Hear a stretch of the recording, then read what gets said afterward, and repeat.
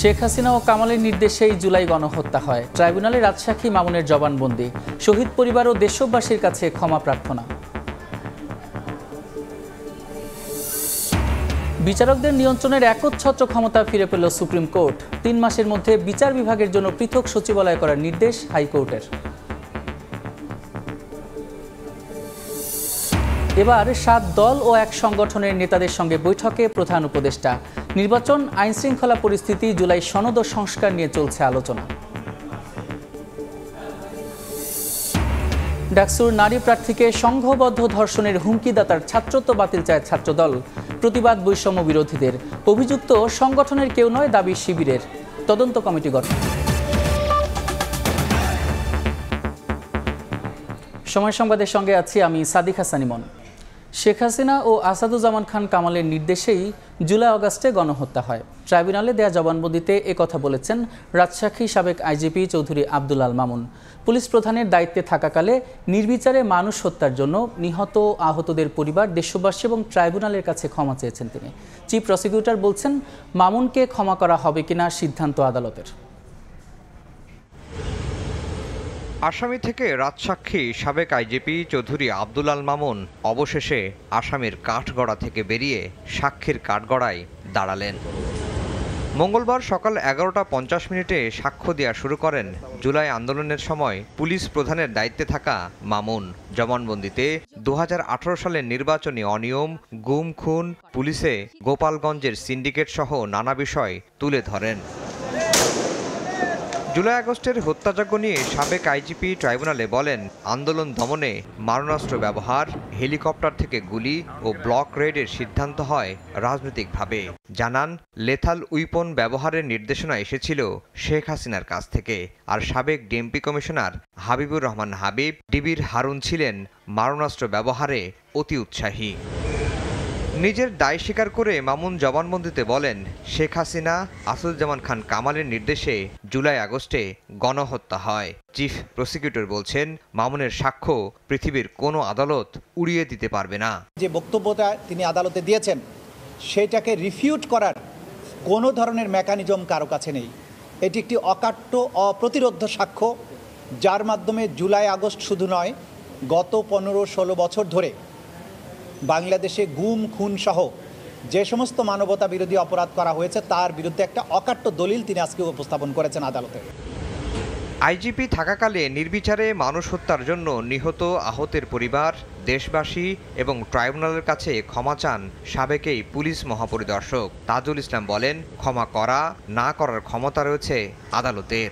তিনি নিজের বিবেকের তাড়নায় অপরাধ স্বীকার করেছেন, নিজের পক্ষ থেকেই আবেদন করেছিলেন অ্যাপ্রুভার হওয়ার। আদালত সেই অনুযায়ী অ্যাপ্রুভার সাময়িকভাবে তাকে করা হয়েছিল। আজকে তার বক্তব্য গ্রহণ করেছেন। চূড়ান্ত সিদ্ধান্তের মধ্য দিয়ে তার ব্যাপারে আদালত কি সিদ্ধান্ত নেবেন সেটা নির্ধারিত হবে। অপরাধবোধ, বিবেকের তাড়নায় আসামি থেকে রাজসাক্ষী হওয়ার কথা জানান চৌধুরী আব্দুল আল মামুন।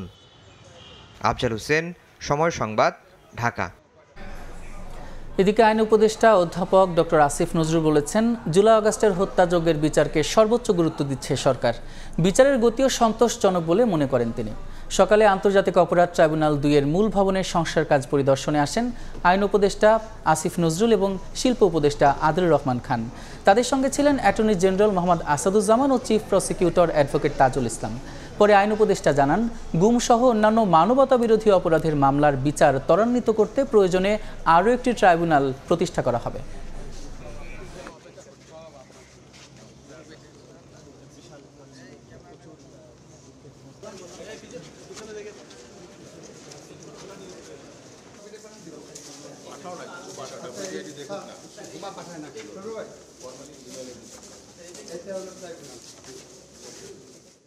আমরা বিচার কার্যে সর্বোচ্চ গুরুত্ব দিচ্ছি। আজকে দ্বিতীয় ট্রাইব্যুনালের কাজ অতি দ্রুত সম্পন্ন হওয়ার মধ্যে দিয়ে তা আবারও আপনার এটা প্রমাণিত হলো। তা আমরা এমনকি এটাও চিন্তা করছি, আমরা এখন 3 সেটটা খালি হয়ে গেলে আমরা আন্তর্জাতিক অপরাধ আদালত 3ও করতে পারি।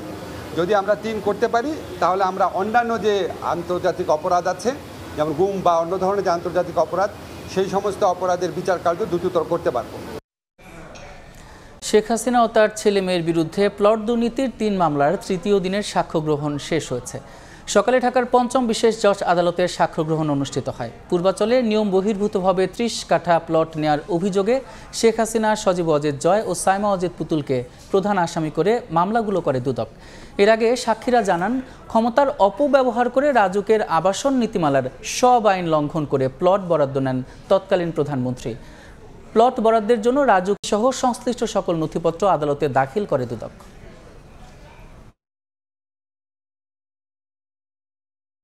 ঢাকা শহরের গুলশান এবং ধানমন্ডিতে দুই জায়গায় বাড়ি থাকার সত্ত্বেও উনি রাজুকের বিধি বহির্ভূতভাবে পূর্বাচলের এই প্লটটি নিয়েছেন। 3টা পে অর্ডার পেমেন্টটা করেছেন। সেই পেমেন্ট সংক্রান্ত যেই ডকুমেন্টসগুলো, সেই ডকুমেন্টসগুলো মামলা প্রমাণের জন্য প্রয়োজন, সেই হিসাবে বিজ্ঞ আদালতে উপস্থাপন করেন। ওনাদের অস্বীকার করার সুযোগ নেই যে আমরা টাকা দেই নেই। উনি যে টাকা দিয়েছেন পে অর্ডারের মাধ্যমে, সেই জিনিসটাই ব্যাংকের এই নথিতে উপস্থাপন। বিচারকদের নিয়ন্ত্রণের একচ্ছত্র ক্ষমতা ফিরে পেল সুপ্রিম কোর্ট। এখন থেকে অধস্তন আদালতের বিচারকদের বদলি, পদোন্নতি, ছুটির বিষয়টি দেখবেন সর্বোচ্চ আদালত। আগে এই ক্ষমতা রাষ্ট্রপতির হাতে থাকলেও পরোক্ষভাবে হস্তক্ষেপ করতেন নির্বাহী বিভাগ। বিচারকদের নিয়ন্ত্রণ ও শৃঙ্খলা সংক্রান্ত সংবিধানের ৫ম সংশোধনী ও ৪র্থ সংশোধনীর বিধান বাতিল করেছেন হাইকোর্ট। ৩ মাসের মধ্যে বিচার বিভাগীয় পৃথক সচিবালয় প্রতিষ্ঠা করতে সরকারকে নির্দেশও দিয়েছেন উচ্চ আদালত।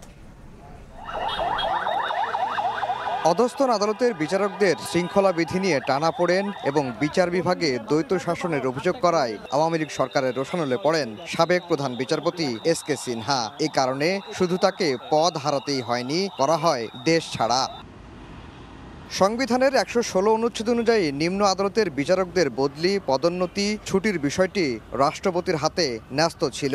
তবে বাস্তবতা হলো এই ক্ষমতা প্রয়োগ করত সরকারের নির্বাহী বিভাগ। আইনজীবীরা বলছেন, এই কারণে সরকারের পছন্দ মতো আদেশ না দিলে বদলি, বরখাস্ত সহ নানা হয়রানির শিকার হতে হতো বিচারকদের।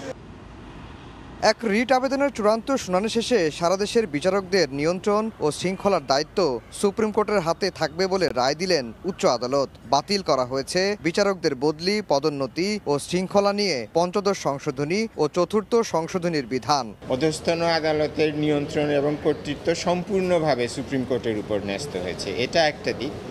আরেকটা দিক হলো, আদালত বলেছেন যে যেহেতু ১১৬ অনুচ্ছেদ পূর্ব অবস্থায় ফিরে গেছে, কাজেই পরিবর্তিত ১১৬ অনুচ্ছেদের আলোকে যেই শৃঙ্খলা বিধি প্রণয়ন করা হয়েছিল, সেই শৃঙ্খলা বিধি বাতিল ঘোষণা করেছেন। শুধু তাই নয়, ৩ মাসের মধ্যে বিচার বিভাগীয় পৃথক সচিবালয় প্রতিষ্ঠা করতে সরকারকে নির্দেশ দিয়েছেন হাইকোর্ট। সুপ্রিম কোর্টের অধীনে একটি বিচার বিভাগের জন্য পৃথক সচিবালয় প্রতিষ্ঠা করার জন্য আদালত ডিরেকশন দিয়েছেন এবং এই সচিবালয় আগামী ৩ মাসের মধ্যে প্রতিষ্ঠা করতে বলেছেন। আইনজীবীরা বলছেন, এ রায়ের মধ্য দিয়ে বিচার বিভাগের পূর্ণ নিয়ন্ত্রণ ফিরল সুপ্রিম কোর্টের হাতে। আফজাল হোসেন, সময় সংবাদ, ঢাকা। অন্য প্রসঙ্গ, বিএনপি, জামায়াত, এনসিপির পর প্রধান উপদেষ্টা ডক্টর মোহাম্মদ ইউনূসের সঙ্গে বৈঠকে বসেছে আরও 7টি রাজনৈতিক দল ও একটি সংগঠন। বিকেল 4:45টার পর রাষ্ট্রীয় অতিথি ভবন যমুনায় প্রবেশ করেন দল ও সংগঠনের নেতারা। জানা গেছে, বৈঠকে চলমান সংস্কার প্রক্রিয়া, বিচার, নির্বাচন এবং আইনশৃঙ্খলা পরিস্থিতি নিয়ে আলোচনা হবে। এছাড়া নির্বাচনী পরিবেশ সহ বিভিন্ন বিষয়ে নিজেদের ভাবনা তুলে ধরবেন রাজনীতিকরা।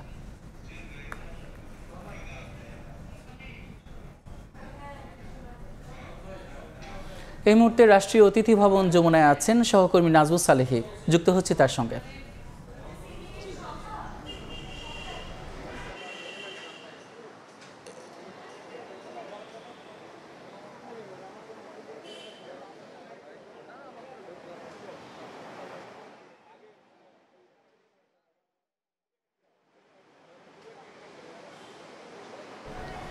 এখন পর্যন্ত আমরা দেখেছি নাগরিক ঐক্যের মাহমুদুর রহমান মান্না, জনসংহতি আন্দোলনের জুনায়েদ সাকি এবং এবি পার্টির সাধারণ সম্পাদক ব্যারিস্টার আসাদুজ্জামান ফুয়াদ সহ বেশ কিছু রাজনৈতিক দলের নেতারা ভিতরে প্রবেশ করেছেন। হয়তো 1 বা 2টি রাজনৈতিক দল এখন পর্যন্ত বাকি রয়েছে, তবে এখনও আনুষ্ঠানিকভাবে যে মিটিং সেটি কিন্তু এখনও শুরু হয়নি। ভিতরে যেটি আমরা জানতে পারছি, তারা সেখানে অপেক্ষা করছেন, বাকিরা আসলে সবাই একসঙ্গে বসে আনুষ্ঠানিকভাবে সেই বৈঠক শুরু হবে। তবে ইনফরমালি বৈঠক শুরু হয়েছে, কারণ সেই কথাগুলো কিন্তু এখন হচ্ছে। অর্থাৎ গত দুদিন আগেও প্রধান উপদেষ্টা বাংলাদেশের প্রধান 3টি রাজনৈতিক দল বিএনপি, জামাত এবং এনসিপি তাদের নেতাদের সঙ্গে আলাপ আলোচনা করেছেন। মূলত আজকেও সেই একই বিষয় নিয়ে আলোচনা হবে। 7টি রাজনৈতিক সংগঠনের নেতাদের সাথে প্রধান উপদেষ্টা মত বিনিময় করবেন। তিনি মূলত সামনে যে নির্বাচন, সেই নির্বাচনের পরিবেশ সুষ্ঠু রাখতে রাজনৈতিক দলগুলোর তিনি সহযোগিতা কামনা করবেন। পাশাপাশি আমরা জানতে পারছি যে আইন শৃঙ্খলা সহ বিভিন্ন সার্বিক বিষয়ে কিন্তু আজকে সেখানে আলোচনা হবে। এই দলগুলোর মধ্যে রয়েছে এবি পার্টি, নাগরিক ঐক্য, গণসংহতি আন্দোলন, গণ অধিকার পরিষদ, এলডিপি, ইসলামী আন্দোলন বাংলাদেশ, জাতীয় গণফ্রন্ট ও হেফাজতে ইসলাম। সম্ভবত এখনও হেফাজতে ইসলামের নেতারা হয়তো কেউ এসে ভিতরে প্রবেশ করতে পারেননি। প্রধান উপদেষ্টা চলমান যে পরিস্থিতি, সেই পরিস্থিতিতে আসলে রাষ্ট্রকে কিভাবে স্থিতিশীল রাখা যায়, আইন শৃঙ্খলা বাহিনীকে আরও রাজনৈতিক দলগুলো কিভাবে সহযোগিতা করে আইন শৃঙ্খলাকে আরও স্টেবল পর্যায়ে বা একটি স্থির জায়গায় নিয়ে আসা যায়, তিনি সেই বিষয়গুলো নিয়ে আলোচনা করবেন। বিশেষ করে আপনি জানেন এর মধ্যেও কিন্তু হচ্ছে যে প্রধান উপদেষ্টার এই বিষয়ে আলাপ আলোচনা করার কথা থাকলেও সেটি কিন্তু জুলাই সনদ এবং হচ্ছে যে জুলাই সনদ এবং হচ্ছে যে নতুন সংবিধানের যে দাবি করেছে এনসিপি, পাশাপাশি হচ্ছে জুলাই সনদ এবং সেটির বাস্তবায়ন কী হবে সেগুলো কিন্তু রাজনৈতিক দলগুলো প্রধান উপদেষ্টাকে তাদের কনসার্ন কিন্তু জানাচ্ছেন। যেমন এর আগে কিন্তু জামাত বলেছে যে তারা হচ্ছে জুলাই সনদ বাস্তবায়ন চায় নির্বাচনের আগে এবং তার অধীনেই তারা নির্বাচনে যেতে চায়। একই সঙ্গে তারা পিআরেরও দাবি করেছে। ঠিক একইভাবে কিন্তু এনসিপিও বলেছে তারা গণপরিষদ নির্বাচন চান, পাশাপাশি তারা হচ্ছে নতুন সংবিধান চান। এবং বিএনপি বলেছে যে তারা কিন্তু মির্জা ফখরুল ইসলাম আলমগীর বিএনপির মহাসচিব সেদিন আলোচনায় অংশ নিয়ে তিনি কিন্তু বলেছেন যে নির্বাচনকে বিলম্বিত করার জন্য নানা ধরনের ষড়যন্ত্র হচ্ছে। মূলত আজকেও প্রধান উপদেষ্টা এই নানা সব বিষয়গুলোকে যে বাকি রাজনৈতিক দলগুলো রয়েছে তারা আসলে কি ভাবছেন, নির্বাচনের প্রক্রিয়া নিয়ে একদিকে যেমন আলোচনা চলমান থাকবে, অন্যদিকে হচ্ছে যে পরিবেশ পরিস্থিতিকে আরও কীভাবে স্ট্রং করা যায়, কীভাবে স্টেবল করা যায়, প্রধান উপদেষ্টা এই সমস্ত বিষয়ে সহযোগিতা চাইবেন। বিশেষ করে তিনি ফোকাসে থাকবে আগামী জাতীয় নির্বাচন এবং বর্তমান পরিস্থিতির আইন শৃঙ্খলার উন্নয়ন। এটি কিন্তু আমরা আসলে জানতে পারছি। এই ছিল আমার কাছে যমুনার সামনে থেকে সর্বশেষ। রাষ্ট্রীয় অতিথি ভবন যমুনার সামনে থেকে যুক্ত ছিলেন সহকর্মী নাজমুস সালেহিব। নির্বাচন বানচালের চক্রান্ত রুখতে জনগণকে সতর্ক থাকার আহ্বান জানিয়েছেন বিএনপির নেতারা। ভারতে বসে ষড়যন্ত্রকারীদের মোকাবেলায় ঐক্য ধরে রাখার আহ্বান জানিয়েছেন দলটির মহাসচিব মির্জা ফখরুল। ফ্যাসিবাদ প্রতিষ্ঠায় সহযোগিতা করা জাতীয় পার্টির বিচার আইন অনুযায়ী হওয়া উচিত বলে মনে করেন রিজভী। ৪৭তম প্রতিষ্ঠা বার্ষিকীতে জনদুর্ভোগ বিবেচনায় র্যালি বাতিল করে দেশজুড়ে বৃক্ষরোপণ ও পরিষ্কার পরিচ্ছন্নতা কর্মসূচি পালন করছে বিএনপি। তারই অংশ হিসেবে দুপুরে রাজধানীর মানিকনগরে জলাশয় পরিষ্কার ও গাছ রোপণ করে ঢাকা মহানগর দক্ষিণ বিএনপি। কর্মসূচির উদ্বোধনী বক্তব্যে নির্বাচন বানচালে তৎপর অদৃশ্য শত্রুর বিষয়ে সজাগ থাকার আহ্বান জানান দলটির স্থায়ী কমিটির সদস্য গয়েশ্বর চন্দ্র রায়। একটা ষড়যন্ত্র আছে বাংলাদেশে গণতন্ত্রের বিরোধী, ভোটের বিরোধী শক্তিকে উচিত জবাব দেওয়ার জন্য আপনারা সদা প্রস্তুত থাকবেন। উত্তরায় আয়োজিত কর্মসূচিতে যোগ দেন বিএনপি মহাসচিব মির্জা ফখরুল ইসলাম আলমগীর। বিভ্রান্তি তৈরির জন্য যে গুজব তৈরি হচ্ছে তাতে কান না দিতে সবার প্রতি আহ্বান জানান তিনি। গুজবে কান দেবেন না, কারণ গুজবই আমাদের মধ্যে বিভ্রান্তি সৃষ্টি করার জন্য আওয়ামী লীগ ওই ভারতবর্ষ থেকে সোশ্যাল মিডিয়ার মাধ্যমে সমানে গুজব ছড়াচ্ছে। আমাদের মধ্যে কোনো বিভেদ নাই, আমাদের মধ্যে ঐক্য, সে ঐক্য নিয়ে আমরা জয় করব। এদিন সকালে জাতীয় প্রেস ক্লাবে বিএনপির ভারপ্রাপ্ত চেয়ারম্যান তারেক রহমানের কারামুক্তি দিবস উপলক্ষে এক আলোচনায় যোগ দেন দলের সিনিয়র যুগ্ম মহাসচিব রুহুল কবির রিজভী। জাতীয় পার্টি ইস্যুতে তিনি বলেন, ফ্যাসিবাদের অনুসারীদের নিরাপত্তার দায়িত্ব বিএনপির নেয়ার প্রশ্নই ওঠে না। জাতীয় পার্টির দায় নিতে হবে বিএনপিকে। ভাই, বিএনপি তো রাষ্ট্র ক্ষমতায় নেই, এখনো তো অবাধ সুষ্ঠু নির্বাচন হয়নি। যারা ফ্যাসিবাদকে সমর্থন দিয়ে তাদের বয়ানের সাথে গলায় সুর মিলিয়ে যারা কাজ করেছে, তাদের তো বন্ধুরা আমার আইনের আওতায় অবশ্যই তাদের বিচার জনগণ দেখতে চায়। এ সময় ডাকসুর সাবেক ভিপির ওপর হামলা ন্যাক্কারজনক বলেও মন্তব্য করেন রিজভী। প্রত্যেকে যারা বসে আছেন বা সামনে। মুরসালিন হক জুনায়েদ, সময় সংবাদ, ঢাকা। নির্বাচন সামনে রেখে অযৌক্তিক জেদের রাজনীতি দেশকে অন্ধকারের দিকে নিয়ে যেতে পারে।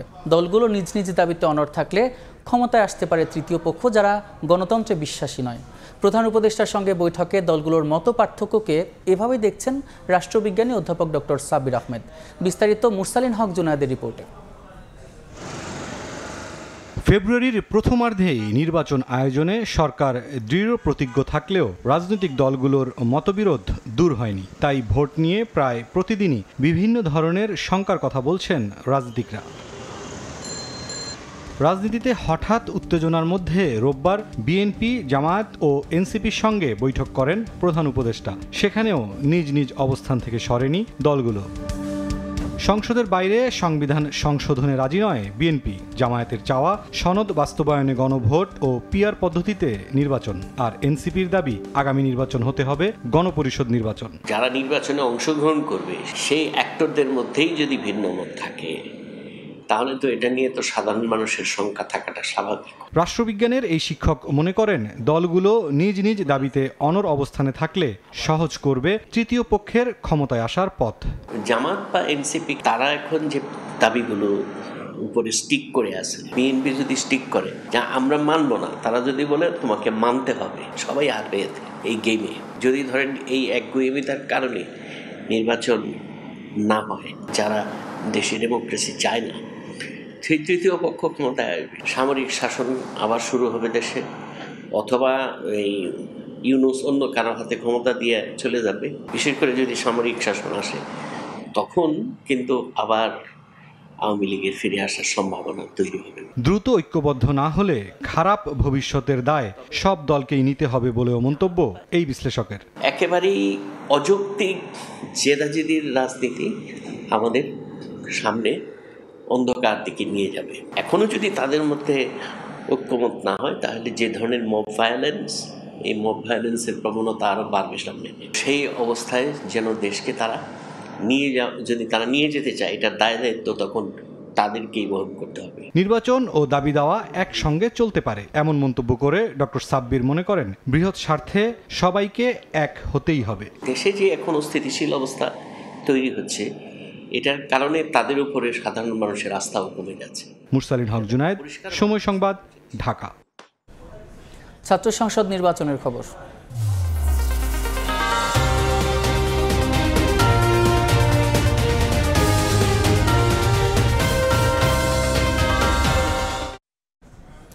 ডাকসু নির্বাচনে নারী প্রার্থীকে সংঘবদ্ধ ধর্ষণের হুমকিদাতা আলী হোসেন শিবির নেতা। এই দাবি করে তার ছাত্রত্ব বাতিল চায় ছাত্রদল। প্রতিবাদ জানিয়েছে বৈষম্য বিরোধী প্যানেলও। যদিও শিবির প্যানেলের দাবি আলী হোসেন তাদের সংগঠনের কেউ নয়। হুমকিদাতার দৃষ্টান্তমূলক শাস্তি না দিলে আইনি পদক্ষেপ নেওয়ার ঘোষণা দিয়েছে অপরাজয় ৭১ ও অদম্য ২৪ প্যানেল। নির্বাচন কমিশন জানিয়েছে ঘটনা তদন্তে দুটি কমিটি গঠন করা হয়েছে। এদিকে বহিরাগতদের হল ছাড়ার নির্দেশ দিয়েছে কর্তৃপক্ষ।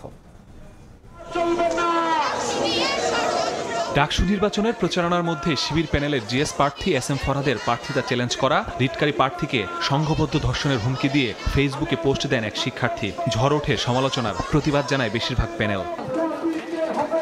মঙ্গলবার দুপুর ১২টায় টিএসসি থেকে বিক্ষোভ মিছিল বের করে ছাত্রদল। ক্যাম্পাসের বিভিন্ন এলাকা ঘুরে উপাচার্যের কার্যালয়ের সামনে গিয়ে শেষ হয়। ছাত্রদল নেতৃত্বের অভিযোগ, রিটকারীর মতোই শিবির দ্বারা নিয়মিত সাইবার বুলিং এর শিকার হচ্ছেন তারা। সংঘবদ্ধ ধর্ষণের হুমকি দেয়া শিবির কর্মীর ছাত্রত্ব বাতিলের দাবি ছাত্রদল প্যানেলের। ছাত্র শিবিরের কর্মীটি সেই হুমকি দিয়েছে, তার দায় ছাত্র শিবির নেয়নি। সারা রাত ধরে তারা চেষ্টা করেছে কিভাবে ন্যারেটিভ তৈরি করে মানুষের চিন্তা ভাবনা অন্যদিকে ঘোরানো যায়। কোনো একটা জায়গায় সাক্ষাৎকার দেয়, এর নিচে আপনারা দেখবেন কত শত আইডি, কত বাজে বাজে কথা। দুষ্কৃতিকারী এবং কালপ্রিট যারা আছে ৯ সেপ্টেম্বর ব্যালটের মাধ্যমে তাদের বিপক্ষে কিন্তু রায় দিবে। অল্প সময়ের মধ্যে আলী হোসেন নামক এই কুলাঙ্গারকে আপনারা গ্রেফতার করবেন এবং একাডেমিকভাবে তাকে শাস্তির আওতায় নিয়ে আসবেন। ব্যবসায় শিক্ষা অনুষদে প্রচারণায় এসে শিবির প্যানেলের ভিপি প্রার্থী সাদিক কায়েম দাবি করেন ধর্ষণের হুমকিদাতা শিবিরের কেউ নন। যদিও গণতান্ত্রিক ছাত্র সংসদ সমর্থিত প্যানেলের ভিপি প্রার্থী আব্দুল কাদের দাবি করেন হুমকিদাতা আলী হোসেন শিবিরেরই কর্মী। স্পষ্ট প্রমাণ আছে তিনি ছাত্র শিবিরের কর্মী, ছাত্র শিবিরের জনশক্তি, সেটা তিনি নিজেও স্বীকার করেছেন। ছাত্রদল তাদের অপরাধকে দায় মুক্তি দেওয়ার জন্য তারা ওই দায় দিয়ে দেওয়ার রাজনীতির মধ্যে তারা চলে এসেছে। ধর্ষণের হুমকিদাতার দৃষ্টান্তমূলক শাস্তি না দিলে আইনি পদক্ষেপ নেওয়ার ঘোষণা দেয় রিটকারী শিক্ষার্থীর প্যানেল। এখনো পর্যন্ত বিশ্ববিদ্যালয় প্রশাসন ওই শিক্ষার্থীর বিরুদ্ধে কোনো স্টেপ নেননি। ডাকসু নির্বাচন কমিশন জানিয়েছে অসৌজন্যমূলক মন্তব্যের ঘটনা তদন্তে 2টি কমিটি করা হয়েছে। পাশাপাশি দেয়া হয়েছে বহিরাগতদের হল ছাড়ার নির্দেশ। থেকে হলে কোনো বহিরাগত অথবা কোনো অতিথি যাতে না থাকে এই বিষয়ে হল প্রশাসন প্রয়োজনীয় ব্যবস্থা নেবেন। প্রক্টোরিয়াল অফিস থেকে তদন্ত কমিটি হয়ে গেছে অলরেডি, তার বিষয়ে এসএমটিতে হয়তো সিদ্ধান্ত আপনারা জানতে পারবেন। প্রার্থীদের সাইবার বুলিং বন্ধে বিটিআরসি ও ডিএমপিকে ব্যবস্থা নিতে অনুরোধ করেছে কমিশন। মাসুদুর রহমান, সময় সংবাদ, ঢাকা। এ প্রসঙ্গে আরও খবর জানাতে এই মুহূর্তে ঢাকা বিশ্ববিদ্যালয়ে আছেন সহকর্মী শাকির আহমেদ। সরাসরি যুক্ত হচ্ছে তার সঙ্গে। শাকির, ঢাকা বিশ্ববিদ্যালয় কেন্দ্রীয় ছাত্র সংসদ ডাকসু ও হল সংসদ নির্বাচনের প্রচারণার 8ম দিন চললেও প্রচারণা ছাপিয়ে, অর্থাৎ প্রচারণার পাশাপাশি কিন্তু অন্য দুটি ইস্যু, অর্থাৎ ডাকসু নিয়ে একটি রিট, পাশাপাশি নারী যে প্রার্থী রয়েছেন রিটকারী তাকে নিয়ে কটূক্তি, এই দুটি বিষয় নিয়ে ক্যাম্পাস কিন্তু অনেক বেশি সমালোচনা হচ্ছে। যদি বলতে যাই, নারী শিক্ষার্থী যিনি রিট করেছিলেন তাকে আসলে কুরুচিপূর্ণ যে হুমকিটি দেওয়া হয়েছে সামাজিক যোগাযোগ মাধ্যমে, সেটির পরিপ্রেক্ষিতে কিন্তু বিভিন্ন ছাত্র সংগঠন, বিশেষ করে যদি বলতে চাই ডাকসুতে প্রতিদ্বন্দ্বিতাকারী যে ছাত্র সংগঠনগুলোর প্যানেল রয়েছে সেগুলো থেকে কিন্তু সেটির তীব্র প্রতিবাদ জানানো হয়েছে। আজ বিক্ষোভ মিছিল সহ নানা ধরনের প্রতিবাদ কর্মসূচি পালন করা হয়েছে। এবং যদি ছাত্র সংগঠনগুলোর কথা আলাদাভাবে বলতে চাই বা বিভিন্ন প্যানেলের কথা যদি বলতে যাই, তাহলে জাতীয়তাবাদী ছাত্রদল সমর্থিত প্যানেল থেকে বা জাতীয়তাবাদী ছাত্রদল বলছে যে আসলে ইসলামী ছাত্র শিবিরের আসলে ইন্ধনী বা ইসলামী ছাত্র শিবিরের কর্মী আসলে এই ধরনের কুরুচিপূর্ণ মন্তব্য করেছে, এবং যিনি কুরুচিপূর্ণ মন্তব্য করেছেন তার পরিচয় নিয়ে এখনো পর্যন্ত সুস্পষ্ট কোনো তথ্য পাওয়া না গেলেও জাতীয়তাবাদী ছাত্রদলের পক্ষ থেকে বলা হচ্ছে তিনি কিন্তু ইসলামী ছাত্র শিবিরের রাজনীতির সঙ্গে যুক্ত। পাশাপাশি গণতান্ত্রিক ছাত্র সংসদ এর যে প্যানেল রয়েছে বৈষম্য বিরোধী শিক্ষার্থী সংসদ, সেই প্যানেলের পক্ষ থেকেও ভিপি জিএস প্রার্থী যারা আছেন তারাও কিন্তু বলছেন যে ইসলামী ছাত্র শিবিরের সঙ্গেই যুক্ত আসলে এই যে নারীকে কটূক্তিকারী যিনি রয়েছেন, রিটকারী নারীর বিরুদ্ধে যিনি অপপ্রচার করছেন তিনি। তবে ইসলামী ছাত্র শিবিরের পক্ষ থেকে বা ঐক্যবদ্ধ শিক্ষার্থী জোটের যে প্যানেল রয়েছে সেই প্যানেলের যিনি ভিপি প্রার্থী সাদিক কায়েম, তিনি কিন্তু বলেছেন যে এই যিনি নারীকে কটূক্তি করেছেন তিনি ইসলামী ছাত্র শিবিরের রাজনীতির সঙ্গে কোনোভাবেই যুক্ত নন। তিনি আসলে অন্য কোনো রাজনীতি বা অন্য কোনো মতাদর্শের সঙ্গে যুক্ত। সুতরাং অপরাধীকে আড়াল করার জন্য এভাবে তার রাজনৈতিক পরিচয় সামনে আনা হচ্ছে, ট্যাগিং করা হচ্ছে, এমনটি কিন্তু ইসলামী ছাত্র শিবিরের পক্ষ থেকে বলা হচ্ছে। পাশাপাশি রিটের বিষয়টি নিয়েও কিন্তু ক্যাম্পাসে এক ধরনের আলোচনা রয়েছে, যেটির পূর্ণাঙ্গ নিষ্পত্তি হবে আগামীকাল। তো এই ছিল আমার কাছে ঢাকা বিশ্ববিদ্যালয় কেন্দ্রীয় ছাত্র সংসদ ডাকসু এবং হল সংসদ নির্বাচনের প্রচারণার 8ম দিনের সর্বশেষ খবরাখবর। ঢাকা বিশ্ববিদ্যালয় থেকে যুক্ত ছিলেন সহকর্মী শাকির আহমেদ। এদিকে ডাকসু নির্বাচনের মনোনয়নপত্র বিতরণের সময় আরও একদিন বাড়িয়ে প্রথম বর্ষের শিক্ষার্থীদের অন্তর্ভুক্ত করেছে প্রশাসন। চলছে জমা দেওয়ার কার্যক্রম। অন্যদিকে প্রচারণায় ব্যস্ত সময় কাটাচ্ছেন ডাকসু নির্বাচনের প্রার্থীরা। এদিকে ডাকসু নির্বাচনের নারী প্রার্থীকে হুমকির প্রতিবাদে বিভিন্ন ক্যাম্পাসে মানববন্ধন করেছে ছাত্রদল। মনোনয়নপত্র তুলতে প্রার্থীদের ব্যস্ততা, চলছে জমা দেওয়ার কাজও। শিক্ষার্থীদের দাবির প্রেক্ষিতে ডাকসু নির্বাচনের মনোনয়নপত্র বিতরণের সময়সীমা মঙ্গলবার পর্যন্ত বাড়ায় প্রশাসন। তবে শেষ মুহূর্তে আরও একদিন এই সময়সীমা বাড়ালো কর্তৃপক্ষ। একই সঙ্গে সোমবার থেকে চলছে জমা নেয়ার কার্যক্রম। আমরা চাচ্ছি এই ইলেকশনটা যদি নিয়মিত চর্চার মধ্যে থাকে, আগামীতে এটা থাকবে না। মনোনয়নপত্র বিতরণ ৩/৯/২০২৫ তারিখ পর্যন্ত বর্ধিত করা হয়েছে। মনোনয়নপত্র দাখিল ৪/৯/২০২৫ এবং ৭/৯/২০২৫। এদিকে ২০২৪-২৫ শিক্ষাবর্ষের শিক্ষার্থীরা নির্বাচনে অংশ নিতে পারবেন বলে সিদ্ধান্ত নিয়েছে বিশ্ববিদ্যালয় প্রশাসন। এরই মধ্যে তাদের ভোটার তালিকা প্রস্তুত করা হয়েছে। ২০২৪-২৫ শিক্ষাবর্ষের ভর্তিকৃত শিক্ষার্থীদের ভোটার তালিকায় অন্তর্ভুক্ত করার বিষয়ে ডাকসু নির্বাচন কমিশন ২০২৫ এর সর্বসম্মত সিদ্ধান্ত গৃহীত হয়। নির্বাচনী প্রচারণা জমে উঠেছে জাহাঙ্গীরনগর বিশ্ববিদ্যালয়ে। সকালে মুরাদ চত্বরে প্রচারণা চালান শিবির সমর্থিত প্রার্থীরা। 4টি ভাগে ভাগ হয়ে প্রচারণায় অংশ নেন ছাত্রদল সমর্থিত প্রার্থীরাও। আমরা চাই নেতারা এখন যেরকম হচ্ছে সবার কাছে কাছে যাচ্ছে, সবার মানে হচ্ছে ডাউন টু আর্থ হয়ে সবার কাছে পৌঁছাচ্ছে, তো নির্বাচনে জেতার পরে যেন তারা হচ্ছে ছাত্রদের সাথে কানেক্টেড থাকে। বিভিন্ন পরামর্শ দিচ্ছেন এবং তাদের পরামর্শগুলো নিয়েই আমরা সামনে এগিয়ে যাওয়ার চেষ্টা করছি। ডাকসুর যে প্রচারণা সেগুলো কঠিন করে রেখেছে। এদিকে ডাকসু নির্বাচনের নারী প্রার্থীকে হুমকির প্রতিবাদে রাজশাহী বিশ্ববিদ্যালয় ও জাহাঙ্গীরনগর বিশ্ববিদ্যালয়ে মানববন্ধন করেছে ছাত্রদল। আহসানুল করিম, সময় সংবাদ। ছাত্র সংসদ নির্বাচনের আরও খবর জানাতে এই মুহূর্তে জাহাঙ্গীরনগর বিশ্ববিদ্যালয়ে আছেন সহকর্মী মোজাফর হোসেন জয় এবং রাজশাহী বিশ্ববিদ্যালয়ে আছেন মওদুদ রানা। শুরুতেই যুক্ত হচ্ছি জয়ের সঙ্গে। জয়, এই মুহূর্তে আমি রয়েছি জাহাঙ্গীরনগর বিশ্ববিদ্যালয়ের মহতলায়। জাহাঙ্গীরনগর বিশ্ববিদ্যালয়ে আজকে পঞ্চম দিনের নির্বাচনী প্রচারণা শেষ বিকেলে এসে মহতলায় অবস্থান করছি এবং জাহাঙ্গীরনগর বিশ্ববিদ্যালয়ের নির্বাচনী প্রচারণায় জমে উঠেছে এবং একই সাথে কিন্তু কিছু অভিযোগও উঠে এসেছে জাহাঙ্গীরনগর বিশ্ববিদ্যালয়ের এই নির্বাচনকে কেন্দ্র করে। অর্থাৎ সাধারণ শিক্ষার্থী সহ যারা প্রার্থী রয়েছেন তারা বলছেন যে নির্বাচন আচরণ বিধি অনুযায়ী 25 জনের বেশি যেমন নির্বাচনে অংশগ্রহণ করতে পারবে না, ঠিক তেমনি করে ডোপ টেস্টের বিষয়ে আর অনেকগুলো বিষয় উঠে এসেছে, যে বিষয়গুলো নিয়ে শিক্ষার্থী এবং প্রার্থীদের মধ্যেও বিভিন্ন মতভেদ দেখা দিয়েছে। জাহাঙ্গীরনগর বিশ্ববিদ্যালয়ের শিক্ষার্থীরা বলছেন যে নির্বাচন হচ্ছে বর্ণিল রঙিন, এই ক্ষেত্রে তাদেরকে যেহেতু অধিক সমাগম করা যাবে না, সেক্ষেত্রে কিন্তু তারা অনেকটাই দ্বিধান্বিত হয়ে পড়ছেন, যার ফলে নির্বাচন যেটি আরও আনন্দমুখর হতে পারত, নির্বাচনকে যে উৎসব হিসেবে গ্রহণ করা যেত সেটা তার প্রতিবন্ধকতা সৃষ্টি করছেন প্রশাসন। তাই জাহাঙ্গীরনগর বিশ্ববিদ্যালয়ের নির্বাচনের পঞ্চম দিনে এসে কিন্তু আমরা দেখেছি যে ছাত্রদল, ছাত্র শিবির, বাংলাদেশ গণতান্ত্রিক ছাত্র সংসদ সহ স্বতন্ত্র অনেকগুলো প্যানেলে নির্বাচনের প্রার্থীরা কিন্তু ভোট চেয়েছেন এবং দাঁড়ে দাঁড়িয়ে গিয়েছেন। একই সাথে কিন্তু যারা আলাদা আলাদাভাবে নির্বাচন করছেন স্বতন্ত্র প্রার্থী হিসেবে, তারাও কিন্তু এককভাবে নির্বাচনী প্রচারণায় অংশগ্রহণ করছেন, নির্বাচন প্রচারণায় অংশগ্রহণ করছেন এবং ভোট চাচ্ছেন। কিন্তু তারা বলছেন যে সময়সীমা অর্থাৎ 11ই সেপ্টেম্বর যে নির্বাচনটি অনুষ্ঠিত যাচ্ছে তার এই প্রচারণার জন্য যথেষ্ট কম সময় রয়েছে এখানে, যার ফলে প্রায় 12,000 ভোটারের কাছে পৌঁছানো তাদের পক্ষে সক্ষম হচ্ছে না। এর ফলে কিন্তু নির্বাচন আচরণ বিধি যদি সহজ করা হয় এবং শিথিলযোগ্য করা হয়, একই সাথে যদি ক্লাস পরীক্ষা এবং ক্লাসগুলোর যদি শিথিল করা হয়, একটা নির্দিষ্ট সময় বেঁধে দেওয়া হয়, সেক্ষেত্রে কিন্তু শিক্ষার্থীরা নির্বাচনে অংশগ্রহণ করবে এবং তারা গণসংযোগ করতে পারবে। তো জাহাঙ্গীরনগর বিশ্ববিদ্যালয়ের জাকসু নির্বাচন সম্পর্কে আজকে পঞ্চম দিনের শেষ বিকালবেলায় এসে আমার কাছে এই ছিল সর্বশেষ তথ্য। আমরা এখন চলে যাব রাজশাহী বিশ্ববিদ্যালয়ে, সেখানকার সর্বশেষ পরিস্থিতি জানাবে মওদুদ রানা।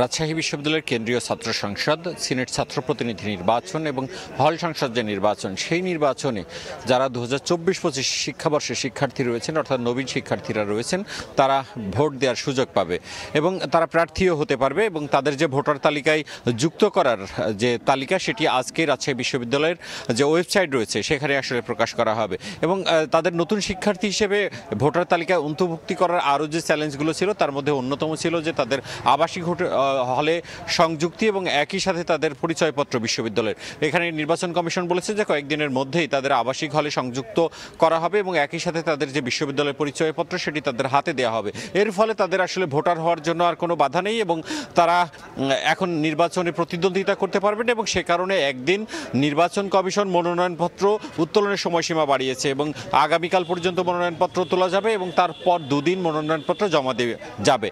এবং নির্বাচন কমিশন যেটি বলছেন যে এটি আসলে কোনো ছাত্র সংগঠনের চাওয়া না, অংশগ্রহণমূলক একটি নির্বাচনের কারণেই তারা তাদেরকে সংযুক্ত করেছেন এবং ছাত্রদল এই একই দাবিতে দীর্ঘদিন ধরে ক্যাম্পাসে আলোচনা করে এসেছিলেন এবং তারা আন্দোলন সংগ্রাম করেছেন এবং তারা এই সিদ্ধান্তকে ইতিবাচক দেখছেন। অন্যান্য ছাত্র সংগঠনও এই সিদ্ধান্তকে ইতিবাচক দেখছেন। তবে এই নতুন ছাত্র অন্তর্ভুক্তি হলেও, নতুন ভোটার অন্তর্ভুক্তি হলেও নির্বাচন সেই আগের ঘোষিত সময়েই হবে, অর্থাৎ 25 সেপ্টেম্বর আগের তফসিলে এখানে নির্বাচন অনুষ্ঠিত হওয়ার কথা রয়েছে। 25 সেপ্টেম্বর নির্বাচন অনুষ্ঠিত হবে এবং এখন যেহেতু নতুন ভোটাররা তালিকায় সংযুক্ত হচ্ছে, সেই হিসেবে এখানে ভোটার সংখ্যা হবে প্রায় 29,000। নির্বাচন কমিশন বলছে যে তারা একটি অংশগ্রহণমূলক এবং সুন্দর সুষ্ঠু নির্বাচন করার দাবিতে জন্য আসলে তারা এই নতুন যে নবীন শিক্ষার্থীরা রয়েছেন তাদেরকে অন্তর্ভুক্ত করছেন এবং তারা আশা করছেন একটি অবাধ, সুষ্ঠু এবং সুন্দর নির্বাচন উপহার দেবেন। এই ছিল রাজশাহী বিশ্ববিদ্যালয় থেকে আমার কাছে সর্বশেষ। সহকর্মীরা রাজশাহী বিশ্ববিদ্যালয় এবং জাহাঙ্গীরনগর বিশ্ববিদ্যালয় থেকে যুক্ত হয়ে ছাত্র সংসদ নির্বাচনের খবরাখবর জানাচ্ছিলেন। সময় সংবাদ আরও থাকছে।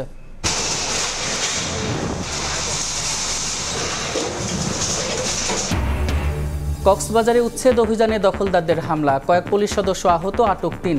গাজীপুরে অভিযানে গিয়ে হামলার শিকার 2 কর্মকর্তা।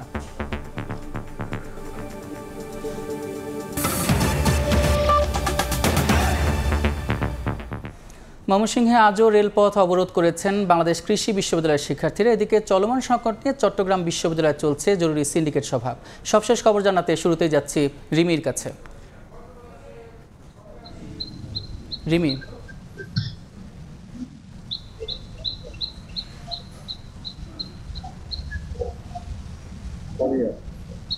বিশ্ববিদ্যালয়ের যে 560তম জরুরি সিন্ডিকেট সভা সেটি বিকেল 3টায় শুরু হয়েছিল এবং সেটি এখনো চলমান রয়েছে। এই মিটিং এর পরে আসলে জানা যাবে যে সার্বিক পরিস্থিতি নিয়ে তারা কি করবে বা কি ধরনের সমাধানের পথে আগাবে। যেটুকু আমরা জানতে পেরেছি, এখন পর্যন্ত 98 জনকে অভিযুক্ত করে, পাশাপাশি 1000 জনকে অজ্ঞাত অভিযুক্ত করে বিশ্ববিদ্যালয় একটি মামলা করেছে গত হামলার ঘটনা নিয়ে। এবং এটি এই যে মামলার বিষয়টি সেটি হচ্ছে হাটহাজারী থানার যিনি ওসি তিনিও নিশ্চিত করেছেন যে মামলা হয়ে গিয়েছে।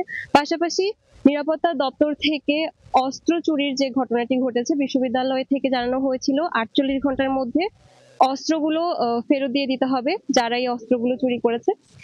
যদি ফেরত না দেয় তাহলে 48 ঘন্টা পর আরো কঠোর আইনানুগ ব্যবস্থা গ্রহণ করা হবে। এবং যতটুকু আমরা জানতে পেরেছি, অস্ত্র ফেরত দেওয়া ইতোমধ্যে শুরু হয়েছে, যার ফলে বিশ্ববিদ্যালয় যে সাধারণ ডায়েরিটি করেছিল সেটি তারা তুলে নিয়েছে।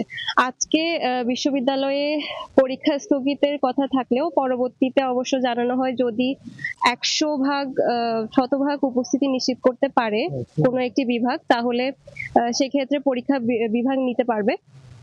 কিন্তু দেখা যাচ্ছে বিশ্ববিদ্যালয়ে আজকেও আসলে ক্লাস হচ্ছে না, যার ফলে আজকেও বিশ্ববিদ্যালয়ে খুব একটা শিক্ষার্থীদের আনাগোনা দেখা যাচ্ছে না। এবং 144 ধারা জারি রয়েছে। আমরা দেখতে পাচ্ছি যে বিশ্ববিদ্যালয়ে কিছুক্ষণ পরেই আইন শৃঙ্খলা বাহিনী টহল দিচ্ছে। বিশ্ববিদ্যালয়ের যে 2 নং গেট এলাকা যেখানে মূলত ঘটনাটি ঘটে, সেখানে 144 ধারা জারি থাকার কারণে সেখানেও থমথমে পরিস্থিতি বিরাজ করছে।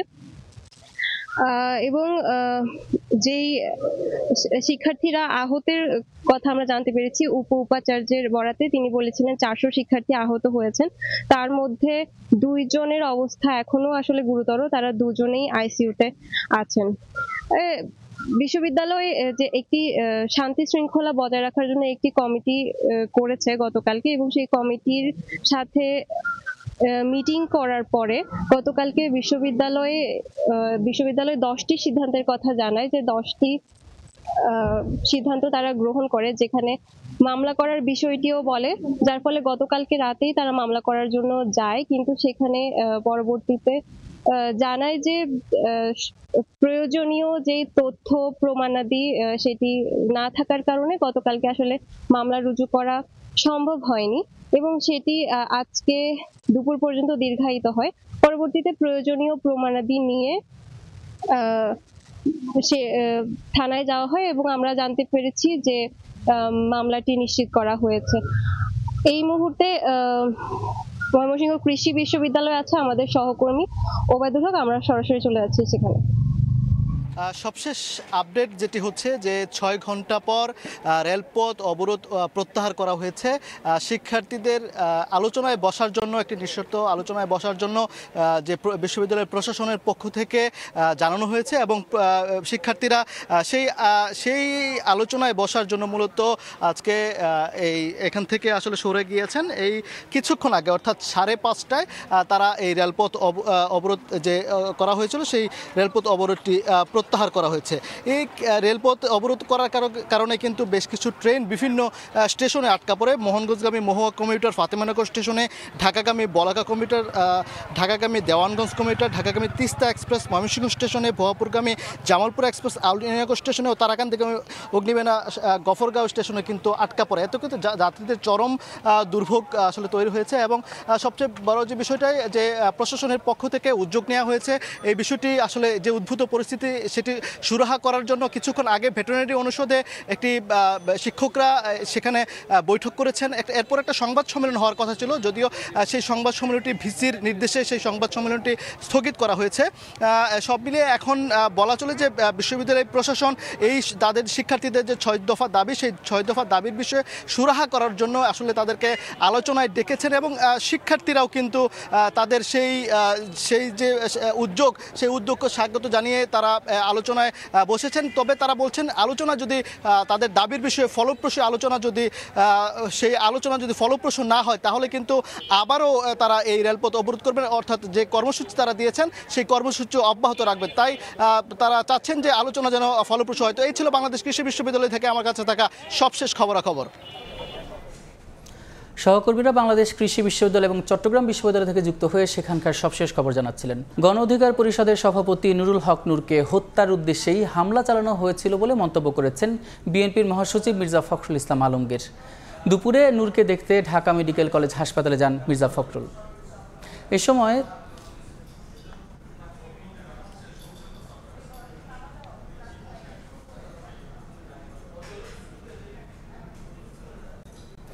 নীলফামারীর উত্তরা ইপিজেডে বিভিন্ন দাবিতে আন্দোলনরত একটি কারখানার শ্রমিকদের সঙ্গে মালিকপক্ষের সংঘর্ষ হয়েছে। পরিস্থিতি নিয়ন্ত্রণে গুলি ও টিয়ার শেল ছুড়ে আইনশৃঙ্খলা রক্ষা বাহিনী। এই ঘটনায় একজন নিহত এবং বেশ কয়েকজন আহত হয়েছেন। নোটিশ ছাড়া কর্মী ছাঁটাই, নারী শ্রমিকদের সঙ্গে খারাপ আচরণ সহ 23 দফা দাবি নিয়ে মঙ্গলবার চতুর্থ দিনের মতো আন্দোলনে নামেন নীলফামারীর উত্তরা ইপিজেডে এভারগ্রিন প্রোডাক্ট কারখানার শ্রমিকরা। সকালে মালিকপক্ষ ও কারখানার শ্রমিকদের মধ্যে উত্তেজনা দেখা দেয়। পরিস্থিতি নিয়ন্ত্রণে গুলি ও টিয়ার সেল ছোড়ে আইনশৃঙ্খলা রক্ষা বাহিনী। এ ঘটনায় একজন নিহত ও বেশ কয়েকজন আহত হয়। আর্মির গাড়িগুলোর ওইদিকেই ছিল, যখন গুলির শব্দ পাইছে তখন ফিরে তাকাইছে, ওই তাকানোর সাথে সাথে গুলিটা ওকে লাগছে। অবরোধ করছে, এখন সেনাবাহিনী বলছে যে আজকে কোনো আন্দোলন চলবে না, আজ তো অবরোধ করা চলবে না। বর্তমানে এলাকায় থমথমে পরিস্থিতি বিরাজ করছে, তবে পরিস্থিতি শান্ত থাকার কথা জানায় বিজেপি। সেনাবাহিনী, বিজিবি, পুলিশ সম্মিলিতভাবে কাজ করে যাচ্ছে এবং পরিস্থিতি এখন নিয়ন্ত্রণে। বিভিন্ন দাবিতে গত শনিবার থেকে আন্দোলন শুরু করে কারখানাটির শ্রমিকরা। শাকির হোসেন বাদল, সময় সংবাদ, নীলফামারী। সময় সংবাদে আরও থাকছে। আফগানিস্তানে ভয়াবহ ভূমিকম্পে ধ্বংসস্তূপের নিচে এখনও চাপা পড়ে আছে বহু মানুষ, নিহত বেড়ে 1400। সুদানে ভূমিধসে অন্তত 1000 প্রাণহানি।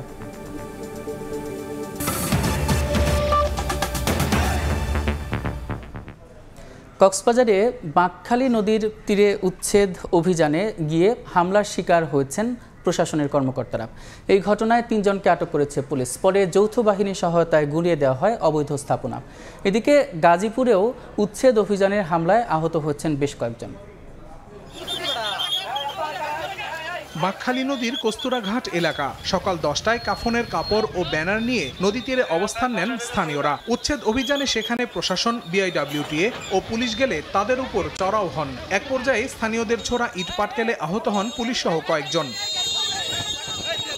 পরিস্থিতি সামাল দিয়ে সামনে এগিয়ে গেলে গাড়ি দিয়ে ব্যারিকেড তৈরি করা হয়। এই সময় বিআইডব্লিউটি এর কর্মকর্তাদের সঙ্গে ফের শুরু হয় কথা কাটাকাটি। পরে আইনশৃঙ্খলা বাহিনী পরিস্থিতি নিয়ন্ত্রণে আনে। শুরু হয় উচ্ছেদ কার্যক্রম। তবে নিয়ম না মেনে উচ্ছেদ কার্যক্রম চলছে বলে অভিযোগ দখলদারদের। আমাদের কোনো নোটিশ দেওয়া হয় নাই, আমাদের কোনোভাবে অফিসিয়ালভাবে কোনো সিডিও ইস্যু করা হয় নাই। আমাদের এভাবে অবৈধভাবে ওনারা বলতেছে যে হাইকোর্টের অর্ডার আছে, ওনারা কোনো হাইকোর্টের অর্ডারও আমাদের দেখাইতে পারে না এই পর্যন্ত। বিআইডব্লিউটিএ বলছে নদীর 50 একর জমি অবৈধ দখলে রেখেছে উন্নয়ন ইন্টারন্যাশনাল। আর প্রশাসন বলছে সম্পূর্ণ জমি উদ্ধারের আগ পর্যন্ত চলবে অভিযান। প্রথমে আসার পরে মানুষ অনেকে না বুঝতে পেরে একটা বাধা দেওয়ার চেষ্টা করেছিল, কিন্তু আল্লাহর রহমতে আমরা এটা নিয়ে কথাবার্তা বলার পরে, বুঝিয়ে বলার পরে তারা বুঝতে পারছেন। ওনাদের ভাষ্য মতেই 50 থেকে 60 একর জমি আমরা আজকে উন্মুক্ত করতে পারবো।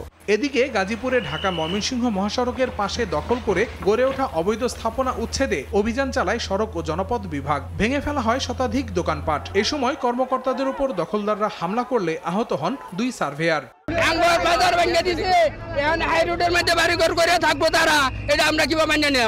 আমি উচ্চ শুরু করেছি আজকে, সামনে যেটা থাকবে আমি বলেছি আমার চোখে সবাই সমান। মসজিদের দোকান কয়েকটা ছিল সেগুলো আমি ভেঙে দিয়েছি, আমার কাছে সবাই সমান, এখানে তো কারো পক্ষপাতিত্ব করার সুযোগ নাই।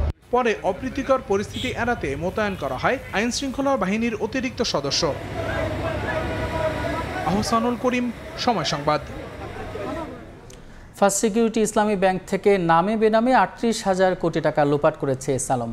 5 শরিয়া ভিত্তিক ব্যাংক একীভূতকরণের শুনানির বৈঠকে নিজেদের অডিট রিপোর্টে একথা জানান ব্যাংকটি। বৈঠক শেষে একীভূতকরণের পক্ষে এমনটা ইঙ্গিত দিলেন ব্যাংকটির চেয়ারম্যান আব্দুল মান্নান।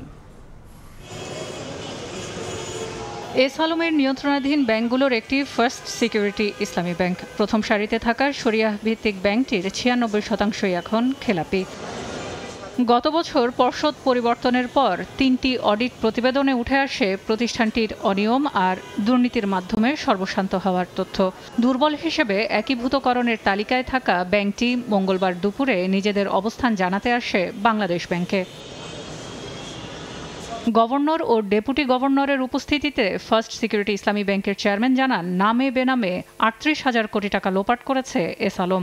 একই সঙ্গে বাংলাদেশ ব্যাংকের ফরেনসিক রিপোর্টে যে মূলধন, তারল্য সহায়তা, নগদ সংরক্ষণ অনুপাত ও প্রভিশন ঘাটতি তুলে ধরা হয় তার সঙ্গে একমত জানান তিনি। বিভিন্ন নামে যেগুলো গেছে সেগুলোকে পরবর্তীকালে আইডেন্টিফাই করা হয়েছে। এখানে 3 ধরনের অডিট হয়েছে। বাংলাদেশ ব্যাংক দেখেছে, তারপর কেপিএমজির পক্ষ থেকে কেপিআর করা হয়েছে, একিউআর করা হয়েছে, তারপরে আমাদের নিজস্ব অডিট টিম কাজ করেছে দীর্ঘ সময় ধরে। তো সেখানে মোটামুটিভাবে প্রায় 38,000 কোটি টাকার বিনিয়োগ আমরা এমন পেয়েছি যেটা যাদের নামে নেওয়া হয়েছে এটা মূলত আলটিমেট বেনিফিশিয়ারি হচ্ছে এস আলম। বৈঠক শেষে গণমাধ্যমে নিজেদের অবস্থান জানাতে গিয়ে একীভূতকরণের পক্ষে ইঙ্গিত দেন চেয়ারম্যান আব্দুল মান্নান। জানান, আমানতকারী ও কর্মচারীদের স্বার্থই মুখ্য। রিপোর্টের ব্যাপারটা মোটামুটিভাবে বাংলাদেশ ব্যাংক থেকে যেটা প্রেজেন্ট হয়েছে সেই সম্পর্কে আমাদের কোনো নেগেটিভ কোনো কথা ছিল না। আমরা কোথাও কোনো তাদের বক্তব্য চ্যালেঞ্জ করিনি, কিংবা আমাদের পক্ষ থেকে যেটা উপস্থাপন করেছি সেটাও তারা দেখেছেন একই রকম আছে। ফার্স্ট সিকিউরিটি ছাড়াও ইউনিয়ন, গ্লোবাল ইসলামী, সোশ্যাল ইসলামী, এক্সিম ব্যাংক একীভূত হওয়ার প্রক্রিয়ায় শুনানিতে অংশ নেবে। সেলিয়া সুলতানা, সময় সংবাদ, ঢাকা। 12 কেজি এলপি গ্যাসের দাম 3 টাকা কমিয়ে 1270 টাকা নির্ধারণ করেছে বিইআরসি, যা কার্যকর হবে আজ থেকে। বিকেলে রাজধানীর রমনায় বিইআরসি কার্যালয়ে সংবাদ সম্মেলনে এই ঘোষণা দেওয়া হয়। বিইআরসি জানায়, বিশ্ববাজার স্থিতিশীল থাকায় ইতিবাচক প্রভাব পড়েছে দেশের এলপি গ্যাসের দাম। কমেছে যানবাহনে ব্যবহৃত অটো গ্যাসের দামও লিটার প্রতি 13 পয়সা কমিয়ে নির্ধারণ করা হচ্ছে 58 টাকা 15 পয়সা। এদিকে নির্ধারিত দামে বাজারে এলপি গ্যাস না পাওয়ার অভিযোগ প্রসঙ্গে বিইআরসি জানায়, এ বিষয়ে মাঠ প্রশাসনকে কার্যকর ভূমিকা নিতে মন্ত্রিপরিষদ বিভাগকে অনুরোধ জানানো হয়েছে।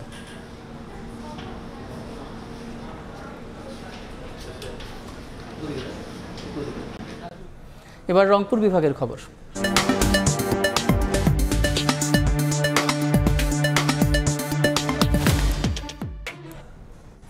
অর্থনৈতিক, সামাজিক ও স্বাস্থ্য সমস্যা সহ নানা সংকটে বিপর্যস্ত উত্তরের অধিকাংশ চরাঞ্চলের বাসিন্দা।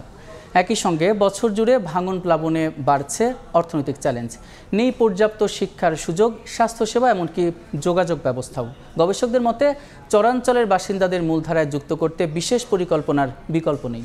নাজমুল ইসলাম নিশাতের রিপোর্টে বিস্তারিত, ছবি তুলেছেন শাকিল মাহমুদ। গোকুন্ডা ঘাট থেকে নৌকায় পাড়ি দিয়ে ঢুস মারার পথে আমাদের যাত্রা। চারপাশে তিস্তা নদী বেষ্টিত এই চরগ্রামে বসবাস প্রায় 1000 পরিবারের। এখানকার মানুষের যোগাযোগ এখনও পুরোপুরি নদীপথ নির্ভর। চরে পা দিতেই কানে আসে অসহায় কান্না। তিস্তার ভাঙনে হারাচ্ছেন বাড়িভিটা, আবাদি জমি। হাসান আলীর পরিবার ঘর সরিয়ে নিচ্ছেন নদীগর্ভে চলে যাওয়া ভিটে মাটি থেকে। স্মৃতি জড়ানো সংসার আজ শুধু শঙ্কার, অনিশ্চয়তার গল্প। জায়গা নাই, এক হাত বেটা এক হাত মুখে গেল, এটি থাকলো, এটি তো নদী এসেই গেছে, কুটিতে যাবো তারপর বলতে পারি না। যে পাশে আসি 1-2 বছর থাকি, তারপরে মনে হয় আবার ফির ভাঙা শুরু হয়ে যায়। একটা বাড়ি ভাঙলে মনে করেন যে 50-60-70 হাজার টাকা এমনি খরচ হইতেছি। ঢুসমারা চরের মতো রংপুর বিভাগে ছোট বড় মিলিয়ে চরের সংখ্যা 6 শতাধিক, যেখানে বসবাস করেন অন্তত 4 লাখ পরিবার। দুর্গম যোগাযোগ ব্যবস্থার পাশাপাশি শিক্ষা, স্বাস্থ্য, স্যানিটেশন সহ নানা সংকট নিয়ে বসবাস চরাঞ্চলের বাসিন্দাদের। কৃষিকাজী জীবিকা, তাতেও রয়েছে জলবায়ু এবং প্রাকৃতিক দুর্যোগের ঝুঁকি। এমন আছে নদী শুকিয়ে জায়গা, পানির অভাবে আবাদ হয় না। লোক হয়ে দিয়ে যাওয়ার আগে যাইতে অনেক সময় লাগে, এমন ওই যাইতে যাইতে কেউ অসুস্থ কারণে কেউ এই রাস্তার মধ্যেই মারা যায়। সরকারি একটা প্রতিষ্ঠান ছিল, এই নদী ভাঙনে ওরাও এখান থেকে চলে গেছে। গবেষকদের মতে দেশের সামগ্রিক উন্নয়নের ধারায় চরবাসীকে সম্পৃক্ত করতে হলে প্রয়োজন বিশেষ ও টেকসই পরিকল্পনা। প্রত্যেকটা গ্রামে গ্রামে যদি ছোট্ট পরিসরে একটা ভলেন্টিয়ার অর্গানাইজেশন করে দেয়া যায়, যেখানে বিভিন্ন ধরনের সমস্যা তারা তাদেরকে জানাবে, সেই অর্গানাইজেশনের কাজ থাকবে সরাসরি গভর্নমেন্টের সাথে যোগাযোগ। তবে পল্লী উন্নয়ন একাডেমি বলছে চরের বাসিন্দাদের জীবনমান উন্নয়নে বেশ কয়েকটি প্রকল্প হাতে নেওয়া হয়েছে। চরে কোনো ডিলার ছিল না, আমরা চরে ঔষধ এবং যে বিভিন্ন ইনপুটের ডিলার এবং রিটেলার স্থাপন করার চেষ্টা করেছি, যাতে চরের মানুষ এই সুবিধাগুলো পায়। দেশের সামগ্রিক অর্থনৈতিক প্রবৃদ্ধি বাড়ার পাশাপাশি দারিদ্র্যের হার কমলেও এখনও 24.3% চরবাসী দারিদ্র্যসীমা এবং 12.9% চরবাসী চরম দারিদ্র্যসীমার নিচে বসবাস করছে।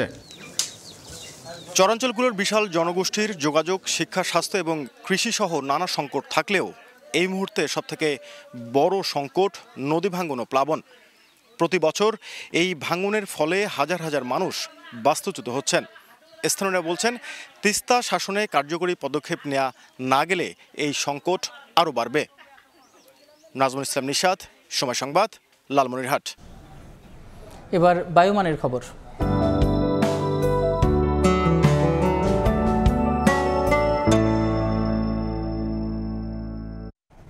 দেখে নেব এখনকার বাতাসের মানসূচক।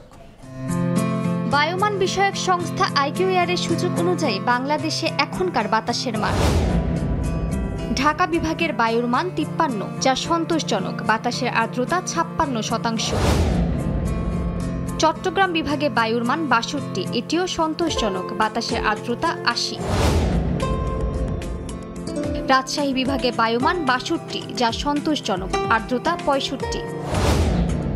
সিলেট বিভাগে বায়ুর মান 53, এটি সন্তোষজনক, বাতাসের আর্দ্রতা 54%। খুলনা বিভাগের বায়ুমান 53, যা সন্তোষজনক, বাতাসের আর্দ্রতা 75। বরিশাল বিভাগে বায়ুর মান 61, এটিও সন্তোষজনক, আর্দ্রতা 62। রংপুর বিভাগের বায়ুর মান 55, যা সন্তোষজনক, বাতাসের আর্দ্রতা 59। ময়মনসিংহ বিভাগের বায়ুর মান 56, এটিও সন্তোষজনক, বাতাসের আর্দ্রতা 59%। সারা দেশে বায়ুর মান সবচেয়ে ভালো ঢাকা, সিলেট এবং খুলনা 53, আর সবচেয়ে খারাপ চট্টগ্রাম এবং রাজশাহীতে 62। আন্তর্জাতিক প্রসঙ্গ। আফগানিস্তানের পূর্বাঞ্চলে ভয়াবহ ভূমিকম্পে মৃতের সংখ্যা বেড়ে 1400, আহত হয়েছেন অন্তত 3000। এখনও ধ্বংসস্তূপের নিচে চাপা পড়ে আছেন বহু মানুষ। তাদের উদ্ধারে কাজ করছে সেনাবাহিনী, স্থানীয় প্রশাসন ও আন্তর্জাতিক সংস্থা। তবে মার্কিন প্রশাসনের বাজেট কাটছাঁটে জাতিসংঘের সহায়তা ব্যাহত হচ্ছে বলে জানিয়েছেন কর্মকর্তারা। এরই মধ্যে 10 কোটি আফগানি মুদ্রা সহায়তা ঘোষণা দিয়েছে তালেবান সরকার। আন্তর্জাতিক মহলও পাশে থাকার প্রতিশ্রুতি দিয়েছে। মাইলের পর মাইল শুধুই ধ্বংসস্তূপ। রোববার রাতে আকস্মিক ভূমিকম্পের পর ধ্বংসস্তূপে পরিণত হয়েছে আফগানিস্তানের কুনার প্রদেশ। মুহূর্তের কম্পনে ভেঙে পড়েছে শত শত গ্রাম, মাটির নিচে চাপা পড়েছেন অসংখ্য মানুষ, হতাহত হয়েছেন হাজারো বাসিন্দা। আফটারশকে আরও ভেঙে পড়েছে ঘরবাড়ি। সবচেয়ে ক্ষতিগ্রস্ত কুনার হলেও নানগারহার, লাগমান, নুরিস্তান আর পাঞ্জশিরেও ভয়াবহ ক্ষতি হয়েছে। পাহাড়ি এলাকার দুর্বল অবকাঠামোর কারণে ত্রাণ পৌঁছানো কঠিন হয়ে পড়েছে। রেড ক্রস বলছে, হাসপাতালে জায়গা না থাকায় বহু আহতকে খোলা আকাশের নিচেই চিকিৎসা দেওয়া হচ্ছে। জাতিসংঘ জানিয়েছে তাদের টিম মাঠে থাকলেও অর্থ সংকটে উদ্ধার ও সহায়তা ব্যাহত হচ্ছে। মার্কিন সহায়তা কমে যাওয়ায় মানবিক কার্যক্রম অনেকাংশে থমকে গেছে। এ অবস্থায় ক্ষতিগ্রস্তদের প্রাথমিকভাবে 10 কোটি আফগানি মুদ্রা সহায়তার ঘোষণা দিয়েছে তালেবান সরকার। পাশে থাকার অঙ্গীকার করেছে আন্তর্জাতিক সম্প্রদায়ও। ভারতের পররাষ্ট্রমন্ত্রী জয়শঙ্কর আফগানিস্তানের পাশে দাঁড়ানোর ঘোষণা দিয়েছেন। পাকিস্তানের প্রধানমন্ত্রী শাহবাজ শরীফ সব ধরনের সহায়তার আশ্বাস দিয়েছেন। গভীর শোক প্রকাশ করে জরুরি সহায়তার প্রস্তুতির কথা জানিয়েছে জাপানও। ইউরোপীয় ইউনিয়ন জানিয়েছে তাদের মানবিক অংশীদাররা মাঠে সক্রিয় রয়েছে। নাদিম মারজান, সময় সংবাদ। আফ্রিকার দেশ সুদানে ভয়াবহ ভূমিধসে মারা গেছেন অন্তত 1000 মানুষ। দেশটির পশ্চিমাঞ্চলের মাররা পাহাড়ের নিকটবর্তী এলাকায় এই ঘটনা ঘটে বলে জানায় বিদ্রোহী গোষ্ঠী দ্য লিবারেশন আর্মি। সম্প্রতি ভারী বৃষ্টিপাতের কারণে তারাসিন নামের গ্রামের অধিকাংশ জায়গা মাটি চাপা পড়ে। কেবল একজনকে জীবিত উদ্ধার করা সম্ভব হয়েছে বলে জানানো হয়েছে। দুর্যোগ মোকাবেলায় জাতিসংঘ এবং অন্যান্য সংস্থার কাছে মানবিক সহায়তার আবেদন জানিয়েছে কর্তৃপক্ষ।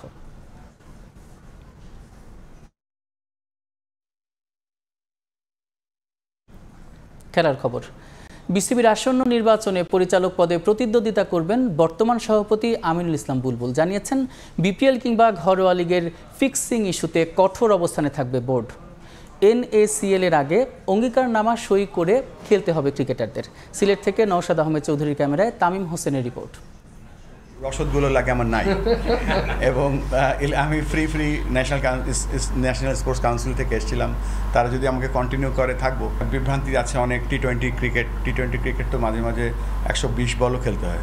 তো 120 বল তো 2 ওভারে শেষ হয়ে যায় না। লম্বা ইনিংস খেলার চেষ্টা করছি। কুইক টি-20 ইনিংস নয়, বরং দেশের ক্রিকেটের প্রয়োজনে লম্বা ইনিংস খেলার আগ্রহ আগেই জানিয়েছিলেন আমিনুল ইসলাম বুলবুল। বিসিবিতে থাকতে বেছে নিতে চেয়েছিলেন NSCর কোটা। তবে সপ্তাহ পার না হতেই নিজের অবস্থান পাল্টেছেন বর্তমান সভাপতি। আগামী মাসে বিসিবি নির্বাচন, তার অধীনেই গঠন করা হবে নির্বাচন কমিশন। এবার বুলবুল নিজেই দিলেন নির্বাচনের লড়াইয়ে নামার ঘোষণা। ফাহিম ভাই অলরেডি ডিক্লেয়ার করেছে বোর্ডের পক্ষ থেকে যে অক্টোবরের প্রথম সপ্তাহে আমরা ইনশাআল্লাহ ইলেকশন করব এবং প্রপার ইলেকশনই করব। এখানে সভাপতি ইলেকশন হয় না, এখানে ডিরেক্টরদের ইলেকশন হয়। সেটা প্রথম লক্ষ্য এবং সেখানে থাকার চেষ্টা করব। পরবর্তী যদি সুযোগ হয় আমি চেষ্টা করব যেভাবেই হোক বাংলাদেশকে সার্ভ করার জন্য। DPL-BPL এর ফিক্সিং ইস্যু দেশের ক্রিকেটের আলোচিত টপিক। অভিযুক্তদের শাস্তি দেওয়ার বিষয়ে বিসিবি গঠন করেছে 4 সদস্যের কমিটি। তবে সেই কমিটিতে কারা থাকবেন আর ভবিষ্যতে এই ফিক্সিং বন্ধে বিসিবি বা নেবে কি ধরনের পদক্ষেপ? একটা ক্লাস নেওয়া হবে, তাদেরকে বোঝানো হবে, তাদেরকে একটা ফর্মে সই করতে হবে, তারপরে তারা খেলতে পারবে। আর নেক্সট স্টেপ যেটা আমরা করছি সেটা হচ্ছে আমাদের অক্টোবর থেকে 3rd ডিভিশন খেলা শুরু হচ্ছে। আমরা চাই যে বাংলাদেশ ক্রিকেট বোর্ডের ফান্ডেড এনি ইভেন্ট, যেখানে যতগুলো ইভেন্ট হবে সকলকে আমরা অ্যান্টি কারাপশন লজ কন্ডাক্ট ভালো করে শেখাবো এবং সেখানে পরে তারা বুঝবে, সই করবে, তারপরে তাদেরকে খেলতে দেওয়া হবে। তামিম হোসেন, সময় সংবাদ, সিলেট। এ পর্যায়ে শীর্ষ সংবাদগুলো জানিয়ে দিচ্ছে আরেকবার। শেখ হাসিনা ও কামালের নির্দেশেই জুলাই গণহত্যা হয়। ট্রাইব্যুনালে রাজসাক্ষী মামুনের জবানবন্দি। শহীদ পরিবার ও দেশবাসীর কাছে ক্ষমা প্রার্থনা।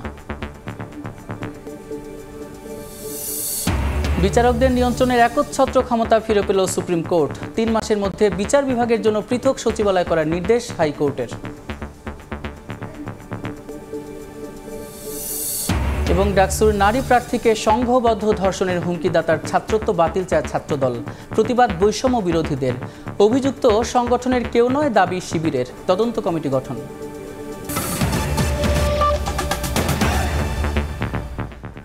এই ছিল সময় সংবাদে। সঙ্গে থাকুন সময়ের।